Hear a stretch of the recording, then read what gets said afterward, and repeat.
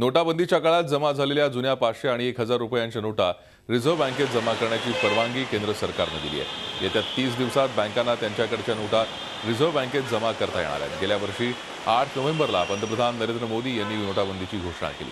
त्यावेळी पहिल्या दिवशी जिल्हा बँकांना जुन्या नोटा घेण्यास मनाई करण्यात आली होती। त्यानंतर दुसऱ्या दिवशी बँकांना नोटा बदली करण्याची परवानगी मिळाली। त्यानंतर 3 दिवस बँकांमध्ये नोटा घेण्यात आल्या, बदलून देण्यात आल्या, पण 3 दिवसांनी रिझर्व्ह बँकेच्या अधिकाऱ्यांनी जुन्या नोटा जिल्हा सहकारी बँकांमध्ये भरण्यास मनाई केली।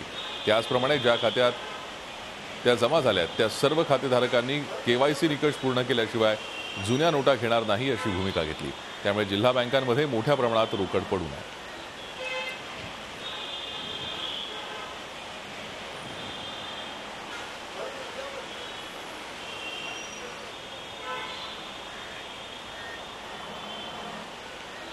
राज्यात एकूण 32 जिल्हा बँका आहेत, त्यांच्याकडे 5228 कोटींच्या नोटा जमा आहेत।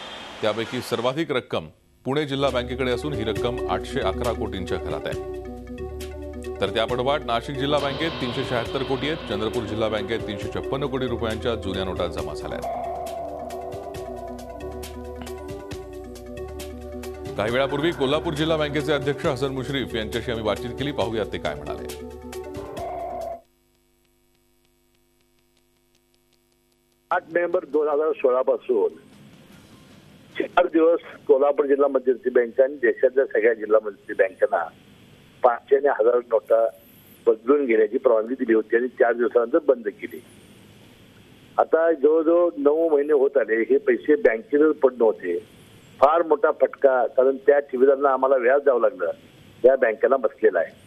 आता आजच बातमी अशी कळाली की 1 महिन्याच्या आत या नोटा बदलून देण्यासाठी रिझर्व्ह बँकेनं आता नाबार्डला कळवलंय, नाबार्ड आता आम्हाला कळवेल।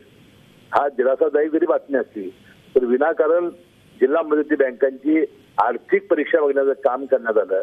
त्याची व्याजाची सुद्धा प्रयोजन शासनाने आरबीआयने केली पाहिजे, कारण हे व्याजाचा burden हा फक्त आरबीआयच्या धोरणामुळे आम्हाला बसलेला आहे। जिल्हा सहकारी बँकांना आता 30 दिवसांची मुदत देण्यात आली आहे। जुन्या 1000 आणि 500च्या नोटा जमा करण्यासाठी रिझर्व्ह बँकेनं ही मुदत दिली। या संदर्भात नेमकं जिल्हा सहकारी बँक याच्याकडे कसं पाहते, आपल्याशी बोलण्यासाठी आपल्यासोबत आहेत पुणे सहकारी जिल्हा बँकेचे अध्यक्ष रमेश थोरात।